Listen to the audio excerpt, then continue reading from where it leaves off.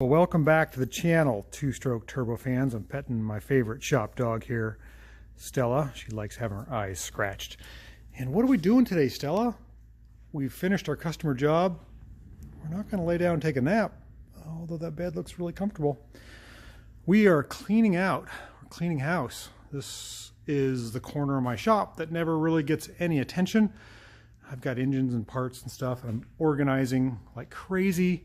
Shelving units. You can see the spot where I painted my N600 last weekend.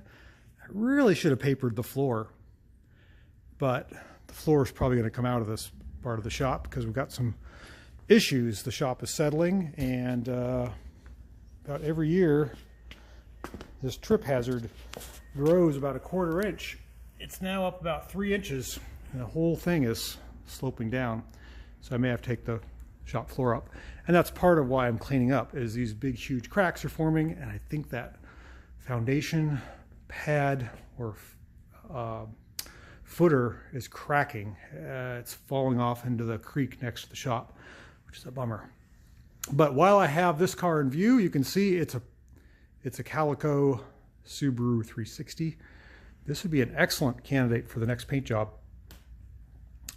All cars that I own would be excellent candidates for next paint job. Let's just clarify that. But this one's running and driving, has a title, and it really needs a paint job. So that might be next. Of course, that one could be next, or any other ones could be next. But let's go outside. I want to show you what else I got cooking here. You will notice that the Berkeley is no longer in the spot. It is now in deep storage until I figure out the engine combination for that. So sorry about that. This stuff here is going away. That's all belongs to the N600 that I just sold. And speaking of stuff that I sold, I'm going to sell some more stuff. And I've got it figured out. Oh, look how good that N600 looks sitting in the sun right there.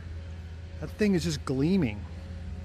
I really did a good job of painting that car. I'm going to pat myself on the back a little bit. That thing looks fantastic. Look at that thing sparkle and shimmer and shimmy in the sun. That looks really, really nice. It is a sunny day today. It's Portland, Oregon, and we haven't had a whole lot of warm weather. So the next up on the chopping block, once the N600 goes home, that's that one under the cover right there that I sold 2 or 3 weeks ago. These got to go. I'm going to clean these up. These are 1955 Pooks. I think they're called Pooks.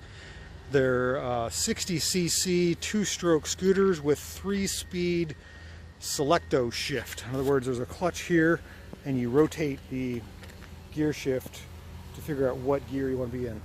2-speed? I think it's 3-speed. Pretty sure it's a 3-speed. This one runs and rides, and that one is for all the bits that you need to make this one complete. So I'm going to wash these up, degrease them a little bit, and post them up for sale soon. If you're interested, let me know. Okay, so that takes care of that. Now let's walk by this beautiful N600 again. Oh, I can't stop. Look at this thing. It's so gorgeous. Look at that thing just shimmering in the sun. That looks so good. So that brings me to the next N600, which is it's right there. It does not look as good, but we're going to change that. So I have used this car as a storage bin, literally. Mufflers and the guinea pig tray and a picnic table on top. Underneath all this is an N600 in there. You can see it. I've got a few cars in this line, and it's winter time, so all the brush has grown back. You can actually see them. There's a Goliath, a Renault 4CV, a Honda N600, which we're working on right now, and then a Z600 coupe under that bush there. So I got the door open, took a little hacking. I'm going to clean this car out today while we've got some sunshine. If I can get the door all the way open. I've got stuff in here, and we're talking a lot of stuff. Here's a complete dash, some seats, but mostly I need to get to the parts. I don't want these parts to get damaged. This car's got flat tires, and it's slowly being absorbed by the earth, and it's killing me. So it's actually not a bad car. It's not rusty, it's just missing an engine. I don't know that I will get rid of it, but it's not too bad inside. if you can overlook the overgrowth and briars. Here's an early steering wheel with the horn button. It's not cracked. That's nice. There's some seats, some rubber, and then I know that I've got tons of parts in these little bins, so I'm going to get to these. All right, so that's on the docket for today. The big coon doesn't come out of this thing. Let's see if I can get the back open. So this car was yellow, that same kind of a pale yellow like the other one at one point in time. Oh, what do we got?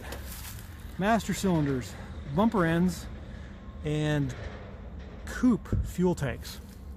Stella, what are you doing? You checking for squirrels? You're looking for that coon. There was a coon on the other side of the creek just yesterday, and she had a good time trying to figure out if she could bite him or swim out there. All right, well, that's what we're doing today. We're going to try to make our mess a little less messy, and I think we're going to pet the dog right about now, because that's always a good thing. She's so cute. Yeah, you're a good girl. You keep watching for them coons. And we're going to keep cleaning up all our stuff.